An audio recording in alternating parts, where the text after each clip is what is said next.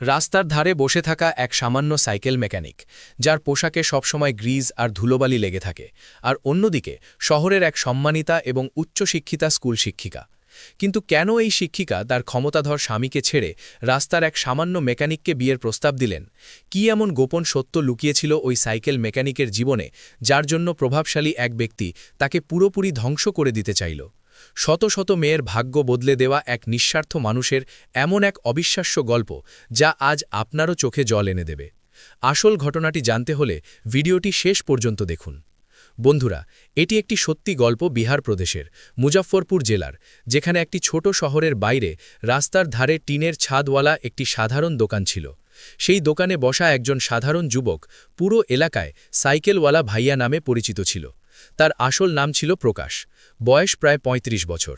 তার কাপড় সবসময় ধুলো আর গ্রিজে মাখা থাকত, কিন্তু তার মুখে এমন শান্তি ছিল যে কেউ তার সাথে কথা বলে হালকা বোধ করত।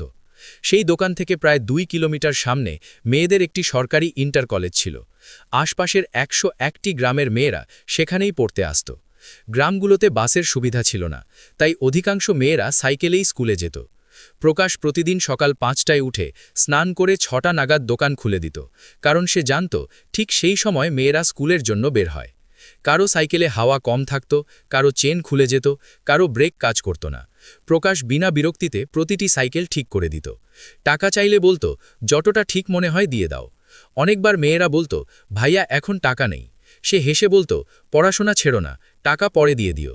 ধীরে ধীরে এই কথা পুরো এলাকায় ছড়িয়ে পড়ল যে রাস্তার প্রকাশ ভাইয়া কোনো মেয়েকে কখনো না বলে না। একদিন সকাল সকাল প্রায় ৭টার সময় একটি রোগা মেয়ের খুব পুরনো আর মরিচা ধরা সাইকেল টেনে তার দোকানে এসে পৌঁছালো। তার কাপড় পরিষ্কার ছিল, কিন্তু খুব পুরনো। সে ধীর গলায় বলল, ভাইয়া এই সাইকেল ঠিক হবে? প্রকাশ সাইকেলটি মনোযোগ দিয়ে দেখল। টায়ার ফেটে গেছে, চেইন জ্যাম, প্যাডাল বাঁকা, ব্রেক ভাঙা। সে মাথা নাড়ল। অনেক খরচ হবে, না নিলে ভালো হয়। মেয়েটি কাঁপা হাতে ২০০ টাকা বের করে এগিয়ে দিল। আমার কাছে শুধু এতটুকুই আছে। যদি এটাও ঠিক না হয় তাহলে আমি স্কুলে যেতে পারবো না। প্রকাশ প্রথমবার তার চোখের দিকে তাকালো। সেখানে ভয়ও ছিল আর অসহায়তাও ছিল। সে জিজ্ঞাসা করল, বাড়িতে কেউ নেই? মেয়েটির চোখে জল এসে গেল। মা নেই, বাবা অসুস্থ থাকে। যদি স্কুল ছুটে যায় তাহলে আমার পড়াশোনা শেষ হয়ে যাবে। এত বলে সে কাঁদতে শুরু করল। তার চোখের জল দেখে প্রকাশ কিছুক্ষণ চুপ করে রইল। তারপর হঠাৎ উঠে তার নিজের সাইকেল বাইরে বের করে আনল। এটা নিয়ে যাও, এতে স্কুলে যাও। মেয়েটি ঘাবড়ে গেল। না ভাইয়া, এটা তো আপনার। এখন তোমার। পড়াশোনা অনেক বেশি জরুরি। মেয়েটি আবার টাকা দিতে চাইল, কিন্তু সে হাত পিছিয়ে নিল। টাকা রেখে দাও, কখনো দরকার হলে। মেয়েটি সাইকেল ধরল, তারপর ঝুঁকে তার পা ছুঁয়ে প্রণাম করল। প্রকাশ ঘাবড়ে গেল। আরে এ কি করছো? মেয়েটি শুধু বলল, ভগবান আপনাকে খুশি রাখুন ভাইয়া। সেদিনের পর থেকে সে প্রতিদিন স্কুলে যাওয়ার সময় আর ফেরার সময় তাকে নমস্কার করত। তার মুখে সেই সত্যিকারের হাসি লেগে থাকত। প্রকাশের ভিতরে কিছু একটা বদলে গিয়েছিল। তার প্রথমবার মনে হলো তার ছোট্ট সাহায্য কারো পুরো জীবন বদলে দিতে পারে। কয়েকদিন পর আরেকটি মেয়ে সাইকেল ছাড়া হেঁটে আসতে দেখা গেল। জিজ্ঞাসা করায় জানা গেল তার সাইকেল ভেঙে গেছে, আর বাড়ির লোকেরা নতুন কেনার অবস্থায় নেই। প্রকাশ কবাট থেকে পড়ে থাকা একটি পুরনো সাইকেল বের করল। দুদিন খাটুনি করে সেটা ঠিক করে দিল। এখন এই সিলসিলা শুরু হয়ে গিয়েছিল। যেখানেই সে ভাঙা সাইকেল পেত, সস্তায় কিনে নিত, ঠিক করত, আর প্রয়োজনীয় মেয়েদের দিয়ে দিত। দোকানে সবসময় ২-৩টি অতিরিক্ত সাইকেল দাঁড়িয়ে থাকত। মেয়েরা তাকে শুধু মিস্ত্রি নয়, নিজের বড় ভাই মনে করতে শুরু করল। কেউ ঘরের সমস্যা বলত, কেউ পড়াশোনার অসুবিধা, কেউ নিজেদের ঝগড়া। প্রকাশ মনোযোগ দিয়ে শুনত, আর যতটা বুঝত ততটা পরামর্শ দিত। আশ্চর্যের বিষয় এই যে মেয়েরা তার কথা মেনেও নিত। ধীরে ধীরে তার দোকান মেয়েদের জন্য একটি নিরাপদ জায়গা হয়ে উঠল।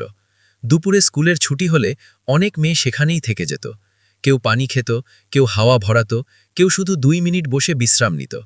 কেউ কেউ নিজের বাড়ির রান্না করা খাবারও তার জন্য নিয়ে আসত। প্রকাশের কোনো পরিবার ছিল না। মা বাবা অনেক আগেই মারা গিয়েছিলেন, বিয়েও হয়নি। সে দোকানের পিছনে তৈরি ছোট্ট ঘরে একা থাকত। মেয়েদের কলকালিতে তার একাকী জীবন ভরে উঠতে শুরু করল। একদিন দুপুরে ৪ জন মেয়ে এসে বলল, ভাইয়া আপনি খাবার খেয়েছেন? এখনই বানিয়ে নেব। না, আমরা বানিয়ে দিচ্ছি। প্রকাশ বারণ করল, কিন্তু তারা মানল না। তারা তার ছোট্ট রান্নাঘরে গেল, চুলা জ্বালিয়ে সাধারণ ডাল ভাত বানিয়ে দিল।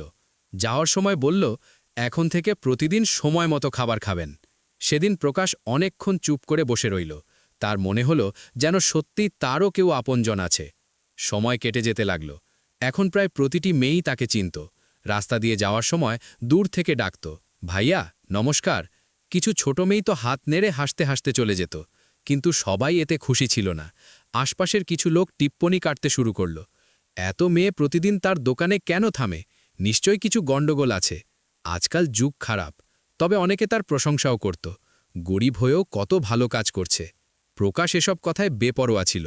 তার কাছে শুধু এটুকু গুরুত্বপূর্ণ ছিল যে কোনো মেয়ে টাকার জন্য পড়াশোনা ছেড়ে না দেয়। এরই মধ্যে একদিন এমন কিছু ঘটল যা তার জীবন পুরোপুরি বদলে দিল। দুপুরের সময় ছিল। প্রকাশ একটি সাইকেলের পাংচার বানাচ্ছিল যে তখনই স্কুলের ঘণ্টা বাজল। আর কিছুক্ষণ পর মেয়েদের দল রাস্তায় দেখা গেল। ঠিক সেই সময় একটি সাদা গাড়ি তার দোকানের সামনে এসে থামল। গাড়ি থেকে একজন ভদ্রলোক আর তার স্ত্রী নামলেন। তাদের টায়ারে হাওয়া একদম শেষ হয়ে গিয়েছিল। ভাই, পাংচার বানিয়ে দেবে? প্রকাশ তৎক্ষণাৎ কাজ শুরু করে দিল। ঠিক তখনই মেয়েরা ফিরতে ফিরতে তার দোকানের পাশ দিয়ে যেতে লাগল। ভাইয়া নমস্কার। ভাইয়া কেমন আছেন? কাল দেখা হবে ভাইয়া। কিছু মেয়ে তো সাইকেল থামিয়ে তার পা ছুঁয়ে প্রণাম করতে লাগল। গাড়ির ভদ্রলোক ভদ্রমহিলা এসব দেখে অবাক হয়ে গেলেন। তারপর চারজন মেয়ে সেখানেই থেমে গিয়ে নিজেদের মধ্যে কোনো বিষয় নিয়ে ঝগড়া শুরু করল। ভাইয়া, আপনিই বলুন, কার দোষ? প্রকাশ দুজনের কথা শুনল, হেসে বলল, দুজনেই ক্ষমা চেয়ে নাও। বন্ধুত্ব অনেক বড় জিনিস। দুজন মেয়েই তৎক্ষণাৎ মেনে নিল। গাড়ির ভদ্রলোকের চোখে এখন কৌতূহল স্পষ্ট দেখা যাচ্ছিল। তিনি ধীরে ধীরে তার স্ত্রীকে বললেন, এই মানুষটি সাধারণ নয়। তখন তার কোনো ধারণাই ছিল না যে এই দেখা আসন্ন দিনগুলোতে অনেক জীবন বদলে দেবে। আর সেদিন থেকেই প্রকাশের জীবন এক নতুন মোড়ের দিকে ঘুরতে শুরু করবে। বন্ধুরা, গাড়ির ভদ্রলোকের নাম ছিল বিনোদ আগারওয়াল। তিনি শহরের বড় ব্যবসায়ী ছিলেন আর কোনো কাজে সেই এলাকা দিয়ে যাচ্ছিলেন। পাংচার বানানোর সময় তিনি মনোযোগ দিয়ে দেখলেন যে প্রতিটি যাওয়া আসা মেয়ে প্রকাশকে নমস্কার করছে। কেউ কেউ থেমে খোঁজখবরও নিচ্ছে। তার স্ত্রীও এসব দেখে অবাক ছিলেন। যখন টায়ার ঠিক হয়ে গেল তখন বিনোদজি টাকা দিলেন, কিন্তু যাওয়ার আগে জিজ্ঞাসা না করে পারলেন না, ভাই, এই মেয়েরা তোমাকে এত সম্মান কেন দেয়? প্রকাশ হালকা হেসে বলল, বিশেষ কিছু না সাহেব, শুধু পড়তে যায়। কখনো সাহায্য করে দিই। বিনোদজির কাছে উত্তর সন্তোষজনক মনে হল না। তিনি আবার জিজ্ঞাসা করলেন, শুধু সাহায্য করলেই এত সম্মান পাওয়া যায় না? তখন প্রকাশ ধীরে ধীরে পুরো ঘটনা বলল, কিভাবে সে পুরনো সাইকেল ঠিক করে দেয়, কম টাকা নেয়, আর চেষ্টা করে যাতে কোনো মেয়ের পড়াশোনার টাকার জন্য না থেমে যায়। এটা শুনে বিনোদজি আর তার স্ত্রীর চোখে জল এসে গেল। তারা কিছুক্ষণ চুপ করে রইলেন। তারপর বললেন, তুমি খুব বড় কাজ করছো, আর তোমার নিজেরও এর অনুভূতি নেই। প্রকাশ তৎক্ষণাৎ মাথা নেড়ে বলল, আমি তো শুধু নিজের কাজ করছি সাহেব। কিন্তু বিনোদজির মনে কিছু চলছিল। যাওয়ার সময় বললেন, যদি কখনো কোনো সাহায্যের দরকার হয় তাহলে বলো। প্রকাশ শুধু হেসে নমস্কার করল। তার মনে হলো ধনী লোকেরা এমন কথা বলে ভুলে যায়। কিন্তু এক সপ্তাহ পর সেই সাদা গাড়ি আবার তার দোকানের সামনে থামল। এবার বিনোদজি একা ছিলেন না, তার সাথে আরও দুজন লোক ছিল। তারা সোজা দোকানের পিছনের ঘরে গিয়ে প্রকাশের সাথে বসে কথা বলতে শুরু করলেন। তারা জিজ্ঞাসা করলেন, তুমি এই মেয়েদের জন্য ভবিষ্যতে কি করতে চাও? প্রকাশ প্রথমে ইতস্তত করল। তারপর বলল, সাহেব, সত্যি বলতে গেলে আমি চাই তাদের জন্য পড়াশোনার ব্যবস্থা হোক। অনেক মেয়ে সায়েন্স নিতে চায়, কেউ নার্স হতে চায়, কিন্তু টিউশনের টাকা দিতে পারে না। মাসের 500 টাকাও তাদের জন্য অনেক। এটা শুনে বিনোদজি গম্ভীর হয়ে গেলেন। তারা হিসাব করলেন, তারপর বললেন, যদি আমরা একটি ছোট কোচিং সেন্টার শুরু করি তাহলে? প্রকাশ অবাক হয়ে তাদের দিকে তাকাল। সত্যি? হ্যাঁ, কিন্তু তোমাকেও সাথে দিতে হবে। কয়েকদিনের মধ্যে দোকানের পাশে পড়ে থাকা খালি জমিতে একটি ছোট ঘর বানানো হলো। দুজন শিক্ষক রাখা হলো, আর ঘোষণা করে দেওয়া হলো যে গরিব মেয়েদের জন্য এখানে বিনামূল্যে পড়াশোনা হবে। যখন এই খবর স্কুলে পৌঁছাল তখন প্রথমে কারও বিশ্বাস হলো না, কিন্তু যখন ক্লাস শুরু হলো তখন ধীরে ধীরে মেয়েরা আসতে শুরু করল। শুরুতে 20-25 জন ছাত্রী ছিল, তারপর সংখ্যা বেড়ে 50-এর উপরে চলে গেল। প্রকাশ প্রতিদিন সন্ধ্যায় সেখানে বসত, পানি ভরত, চেয়ার সাজাত, আর এটা দেখে খুশি হতো যে তার বোনেরা এখন এগিয়ে যাচ্ছে। কয়েক মাসের মধ্যেই প্রভাব দেখা দিতে শুরু করল। যে মেয়েরা আগে পড়াশোনায় দুর্বল ছিল তারা প্রশ্নের উত্তর দিতে শুরু করল। স্কুলের শিক্ষকরাও অবাক হয়ে গিয়েছিলেন যে হঠাৎ এত পরিবর্তন কিভাবে এলো। যখন তাদের জানা গেল যে পাশেই বিনামূল্যে কোচিং চলছে, তখন তারাও প্রভাবিত হলেন। সেই স্কুলেই বিজ্ঞানের শিক্ষিকা ছিলেন কিরণ মিশ্র। যখন তারা ছাত্রীদের অগ্রগতি দেখলেন, তখন তাদেরও কৌতূহল হল যে শেষ পর্যন্ত এই অলৌকিক ঘটনা কিভাবে ঘটছে। একদিন স্কুলের পর তারা সোজা সেই কোচিং সেন্টারে চলে গেলেন। প্রকাশ তাদের আসতে দেখে তৎক্ষণাৎ চেয়ার পরিষ্কার করে বসতে বলল। সে সবসময়ের মতো ঘাবড়ে গিয়েছিল, কারণ সামনে একজন পড়াশোনা জানা ম্যাডাম দাঁড়িয়েছিলেন আর সে নিজে খুব বেশি পড়াশোনা জানত না। কিরণ ম্যাডাম পুরো সেন্টার দেখলেন, মেয়েদের সাথে কথা বললেন আর সব বুঝে গেলেন। তারা ধীরে বললেন, আপনি খুব বড় কাজ করেছেন। প্রকাশ মাথা নিচু করে নিল। ম্যাডাম, আমি কিছু করিনি, সব ভগবানের কৃপা। কিন্তু কিরণ ম্যাডাম তার সরলতায় মুগ্ধ হয়ে গিয়েছিলেন। সেদিনের পর থেকে তারা মাঝে মাঝে সেন্টারে আসতে শুরু করলেন। তারপর ধীরে ধীরে প্রতিদিন আসতে লাগলেন। তারা নিজের ক্লাস শেষ করে সোজা সেখানে চলে আসতেন আর মেয়েদের পড়াতে সাহায্য করতেন। ছাত্রীরা তাদেরকেও ততটাই সম্মান দিতে শুরু করল যতটা প্রকাশকে দিত। প্রকাশ তাদের জন্য চা আনত, চেয়ার পরিষ্কার করত আর সবসময় সম্মানের সাথে কথা বলত। কিরণ ম্যাডামের আশ্চর্য লাগত যে এত গরিব মানুষ হয়েও তার মধ্যে কোনো হীনমন্যতা নেই, না দেখানো না বানানো, শুধু সততা। সময় কেটে যেতে লাগলো আর দুজনের মধ্যে একটা বিশ্বাস গড়ে উঠল। একদিন পড়াশোনা শেষ হওয়ার পর ম্যাডাম জিজ্ঞাসা করলেন, আপনি বিয়ে করেননি কেন? প্রকাশ কিছুক্ষণ চুপ করে রইল। তারপর বলল, এখন বিয়ে করে কি করব? আমার পরিবার তো এইসব মেয়েরাই। কিরণ ম্যাডাম তার দিকে মনোযোগ দিয়ে তাকালেন। তাদের মনে হলো এই মানুষটির ভিতরে অনেক গভীর কষ্ট লুকিয়ে আছে, কিন্তু সে কখনো প্রকাশ করে না। আসলে কিরণ ম্যাডামের নিজের জীবনও সহজ ছিল না। তাদের স্বামী একজন সরকারি অফিসার ছিলেন, কিন্তু দুজন আলাদা আলাদা থাকতেন। স্বামীর আচরণ কঠোর ছিল আর বাড়িতে প্রায়ই ঝগড়া হতো। সমাজের বদনামের ভয়ে তারা সম্পর্ক শেষ করতে পারছিলেন না, কিন্তু মনে খুব একা ছিলেন। প্রকাশের সরলতা আর সেবা ভাবনা তাদের ভিতর পর্যন্ত ছুঁয়ে যাচ্ছিল। তারা ভাবতে শুরু করলেন যে আসল মানবতা বইয়ে নয়, এমন মানুষদের মধ্যেই থাকে। ধীরে ধীরে তাদের মনে হতে লাগল যে তারা প্রকাশের জন্য অপেক্ষা করতে শুরু করেছেন। তার কথা শুনে শান্তি পান আর তার হাসি দেখে সারা দিনের ক্লান্তি দূর হয়ে যায়। অন্যদিকে প্রকাশ তাদের সবসময় সম্মানের সাথে দেখতেন, যেন কোনো খুব উঁচু জায়গার মানুষ। তার কোনো ধারণাই ছিল না যে ম্যাডামের মনে তার প্রতি কী চলছে। এক সন্ধ্যায় যখন সেন্টার খালি হয়ে গিয়েছিল আর সূর্য ডুবছিল, কিরণ ম্যাডাম হঠাৎ বললেন, প্রকাশজি, যদি কোনো বুদ্ধিমান মহিলা আপনার জীবনে আসে তাহলে কি আপনি বিয়ে করবেন? প্রকাশ হেসে বলল, না ম্যাডাম, এখন আমার বয়স চলে গেছে আর আমার ভয় হয় কোথাও আমার কাজে বাধা না আসে। ম্যাডাম কিছুক্ষণ চুপ করে রইলেন। তারপর বললেন, যদি সেই মহিলা নিজে আপনার কাজে সাথে দেয় তাহলে? প্রকাশ তাদের দিকে তাকালো। তার বোঝা হলো না তারা কি বলতে চান। সে ধীরে বলল, এমন মহিলা কোথায় পাবো ম্যাডাম? আর তার কোনো ধারণাই ছিল না যে পরের কথাটাই তার পুরো জীবন বদলে দেবে। কিরণ ম্যাডাম কিছুক্ষণ তার দিকে তাকিয়ে রইলেন, যেন মনে মনে অনেক বড় সাহস জোগাড় করছেন। তারপর ধীর কিন্তু স্পষ্ট গলায় বললেন, যদি আমি বলি যে আমি আপনার সাথে থাকতে চাই তাহলে? প্রকাশ যেন পাথর হয়ে গেল। তার হাতে ধরা কাপ হাওয়াতেই থেমে গেল। তার মনে হলো হয়তো সে ভুল শুনেছে। সে হতভম্ব হয়ে বলল, ম্যাডাম, আপনি মজাক করছেন না? কিন্তু কিরণ ম্যাডামের চোখে কোনো মজাক ছিল না, সেখানে শুধু সততা আর কষ্ট ছিল। তারা বললেন, আমি মজাক করছি না, আমি আপনাকে অনেক দিন ধরে দেখছি। আপনি বিনা স্বার্থে যা করেছেন আজকাল কেউ করে না। আমি আপনার সম্মান করি, আর হয়তো তার চেয়েও বেশি। প্রকাশের কাছে শব্দই আর ছিল না। সে মাটির দিকে তাকিয়ে রইল।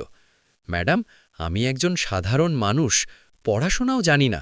আপনার মতো বড় ম্যাডাম আমার সম্পর্কে এমন কিভাবে ভাবতে পারেন? কিরণ ম্যাডাম ধীরে বললেন, মানুষের মূল্য তার কাপড় বা টাকায় নয়, তার হৃদয়ে হয়, আর আপনার হৃদয় খুব বড়। এটা শুনেও প্রকাশের বিশ্বাস হচ্ছিল না। সে কাঁপা গলায় বলল, কিন্তু আপনার পরিবার, আপনার স্বামী? এই প্রশ্নে ম্যাডামের চোখে জল এসে গেল। তারা প্রথমবার খুলে নিজের গল্প বললেন, কিভাবে তাদের স্বামী তাদের উপেক্ষা করেন, অপমান করেন আর আলাদা থাকেন। নামের সম্পর্ক শুধু, জীবন তো কবেই শেষ হয়ে গেছে। তারা বললেন, সেদিনের পর দুজনের মধ্যে দূরত্বও ছিল আর অদ্ভুত একটা আপনত্বও ছিল। প্রকাশ তাদের সাথে আগের মতোই ব্যবহার করত, কিন্তু এখন তার মনে ভয়ে বসে গিয়েছিল যে কোথাও লোকে ভুল না বোঝে। অন্যদিকে কিরণ ম্যাডাম নিজের সিদ্ধান্ত নিয়ে স্পষ্ট ছিলেন। তারা ঠিক করে নিয়েছিলেন যে এখন আর মিথ্যা জীবন বাঁচবেন না। কয়েকদিন পর তারা স্বামীকে ডিভোর্সের কথা বলে দিলেন। শুরুতে তিনি গুরুত্ব দেননি, কিন্তু যখন আসল কারণ জানতে পারলেন তখন আগুন হয়ে উঠলেন। তার সহ্য হল না যে তার স্ত্রী একজন সাধারণ সাইকেল মিস্ত্রির জন্য তাকে ছাড়তে চায়। তিনি নিজের প্রভাব আর টাকার ব্যবহার শুরু করলেন। প্রথমে প্রকাশ সম্পর্কে তথ্য জোগাড় করালেন, তারপর তাকে বদনাম করার পরিকল্পনা করলেন। কিছু লোককে টাকা দিয়ে গুজব ছড়ানো হলো। সে মেয়েদের ফোসলায়, তার উদ্দেশ্য ভালো নয়, বিনামূল্যে সাইকেল দেওয়ার পিছনে অন্য কিছু কারণ আছে। ধীরে ধীরে পরিবেশ বদলাতে শুরু করল। যারা আগে তার প্রশংসা করত তারাই এখন সন্দেহের চোখে দেখতে শুরু করল। প্রকাশের বোঝা হচ্ছিল না হঠাৎ এমন কি হলো। সবচেয়ে বড় ধাক্কা লাগলো যখন 2 মেয়ের পরিবারের লোক এসে তাকে হুমকি দিল, আমাদের মেয়েদের থেকে দূরে থাকো। প্রকাশ হতবাক হয়ে গেল। সে হাত জোড় করে বলল, আমি তো সবসময় তাদের নিজের বোন মনে করেছি। কিন্তু কেউ শুনতে রাজি ছিল না। সেন্টারে আসা মেয়েদের সংখ্যা কমতে শুরু করল। কেউ ভয়ে আসাই বন্ধ করে দিল। প্রকাশ সারা রাত ঘুমাতে পারত না। তার মনে হতে লাগল যে হয়তো সত্যিই সে কিছু ভুল করেছে, অথচ সে পুরো জীবন শুধু সাহায্যই করেছে। কিরণ ম্যাডাম সব বুঝতে পারছিলেন। তারা তদন্ত করালেন। তখন সত্যিই বেরিয়ে এলো যে এসব তাদের স্বামীর ষড়যন্ত্র। তারা খোলাখুলি বিরোচিতা করলেন আর বললেন যে তারা ভয় পাওয়ার লোক নন। তারা স্কুল প্রশাসন আর কিছু সমাজসেবী লোককে পুরো ঘটনা বললেন। ধীরে ধীরে সত্যি সামনে আসতে শুরু করল। যে মেয়েদের উস্কানি দেওয়া হয়েছিল তারাও শেষ পর্যন্ত সত্যি বলে দিল যে তাদের মিথ্যে বলতে বলা হয়েছিল। যখন এই কথা ছড়ালো তখন লোকের দৃষ্টিভঙ্গি বদলাতে শুরু করল। যারা প্রকাশ থেকে দূরত্ব তৈরি করছিল তারা আবার তার কাছে আসতে শুরু করল। কিন্তু এই পুরো ঘটনাক্রম প্রকাশকে ভিতর থেকে ভেঙে দিয়েছিল। সে আর আগের মতো খুশি থাকত না। তার ভয় হতো যে কোথাও আবার কোনো অভিযোগ না ওঠে। একদিন সে কিরণ ম্যাডামকে বলল, আপনি আমার জন্য এত সব সহ্য করছেন, যদি আপনি চান তাহলে আমার থেকে দূরত্ব তৈরি করতে পারেন। ম্যাডাম তৎক্ষণাৎ উত্তর দিলেন, যদি আমি আজ পিছিয়ে যাই তাহলে সত্যের হার হবে। আপনি পুরো জীবন অন্যদের জন্য বেঁচে আছেন, এখন আমি আপনার জন্য দাঁড়িয়ে থাকব। এটা শুনে প্রকাশের চোখে জল এসে গেল। তার প্রথমবার মনে হলো যে সত্যিই কেউ তার আপনজন আছে যে বিপদে সাথ ছেড়ে যাবে না। কয়েক মাসের মধ্যে ব্যাপার পুরোপুরি শান্ত হয়ে গেল। বদনামের জায়গায় সম্মান নিয়ে নিল। লোকেরা খোলাখুলি বলতে শুরু করল যে প্রকাশের মতো মানুষ পাওয়া কঠিন। সেন্টার আবার ভরে উঠতে শুরু করল। মেয়েরা আগের চেয়ে অনেক বেশি উৎসাহ নিয়ে পড়তে আসতে লাগল। এখন সবচেয়ে বড় সিদ্ধান্ত বাকি ছিল, দুজনের ভবিষ্যৎ। এক সন্ধ্যায় সেই পুরনো ঘর, সেই চেয়ার, সেই ডুবন্ত সূর্য। কিরণ ম্যাডাম শান্ত গলায় বললেন, এখন রাস্তা পরিষ্কার, সিদ্ধান্ত আপনাকে নিতে হবে। প্রকাশ লম্বা শ্বাস নিল। সে জীবনে কখনো নিজের কথা ভাবেনি, সবসময় অন্যদের জন্য বেঁচেছিল। কিন্তু আজ প্রথমবার তার মনে হলো যে হয়তো তারও খুশি থাকার অধিকার আছে। সে ধীরে বলল, যদি আপনি সত্যিই আমার সাথে চলতে চান তাহলে আমি কখনো আপনাকে দুঃখ দেব না। আর এটাই সেই মুহূর্ত যখন দুটি একাকী জীবন এক নতুন সম্পর্কে বাধা পড়ার সিদ্ধান্ত নিয়েছিল। কিছুদিন পর সাধারণভাবে তাদের বিয়ে হয়ে গেল। না কোনো বড় অনুষ্ঠান, না হইচই, না দেখানো, শুধু সেন্টারের মেয়েরা, কিছু ঘনিষ্ঠ লোক আর সরলতাপূর্ণ পরিবেশ। যখন প্রকাশ কিরণ ম্যাডামের গলায় মালা পরালো তখন অনেক মেয়ের চোখে জল এসে গেল। তাদের মনে হচ্ছিল যেন তাদের নিজের ভাইয়ার জীবন শেষ পর্যন্ত খুশিতে ভরে গেছে। বিয়ের পরেও দুজনের জীবনে কোনো পরিবর্তন আসেনি, বরং দায়িত্ব আরও বেড়ে গেল। এখন তারা স্বামী স্ত্রীর রূপে নয়, বরং একটি মিশনের সঙ্গী হিসেবে কাজ করতে শুরু করল। কিরণ ম্যাডাম নিজের চাকরির সাথে সন্ধ্যায় সেন্টারে পড়াতে আসতেন, আর প্রকাশ আগের মতো সব ব্যবস্থাপনা সামলাত। বিনোদ আগরওয়ালের সাহায্যে ধীরে ধীরে সেন্টার বড় হলো, আর একটি ছোট লাইব্রেরিও তৈরি হলো, যেখানে প্রতিযোগিতামূলক পরীক্ষা আর পড়াশোনার প্রয়োজনীয় বই রাখা হলো। এখন আশেপাশের গ্রামের মেয়েরাও আসতে শুরু করল। অনেক ছাত্রী আরও পড়াশোনা শুরু করল, কেউ চাকরির প্রস্তুতি নিল। যেই সফল হতো সবার আগে সেন্টারে এসে প্রকাশ আর ম্যাডামের আশীর্বাদ নিত। প্রকাশ সবসময় বলতো, পরিশ্রম তোমাদের, আমরা শুধু রাস্তা দেখিয়েছি। সময়ের সাথে লোকের চিন্তাভাবনা বদলে গেল। যারা আগে সন্দেহ করত তারাই এখন নিজের সন্তানদের সেখানে পাঠাতে শুরু করল। প্রকাশ তার পুরনো দোকান ছাড়েনি। সকালে পাংচার বানাতো, সন্ধ্যায় বাচ্চাদের মাঝে বসত, আর তেমনই সাধারণ জীবনযাপন করত। বিয়ের 1 বছর পর তাদের একটি মেয়ে হলো। তখন সেন্টারে খুশির পরিবেশ ছড়িয়ে পড়ল। প্রকাশ তাকে কোলে নিয়ে বলল, একেও খুব পড়াতে হবে। কিরণ ম্যাডামের চোখে খুশির জল ছিল। আজও সেই সেন্টার আর লাইব্রেরি চলছে। অনেক পুরনো ছাত্রী ফিরে এসে ছোট মেয়েদের পড়াতে শুরু করেছে। এই জায়গা এখন শিক্ষার সাথে আশার আশ্রয় হয়ে উঠেছে। দুজনের একই লক্ষ্য, কোনো মেয়ে যেন দারিদ্র্যের কারণে পড়াশোনা থেকে বঞ্চিত না হয়। বন্ধুরা, এই গল্প থেকে শিক্ষা পাওয়া যায় যে মানুষের মহত্ব তার টাকায় নয়, তার হৃদয়ে হয়।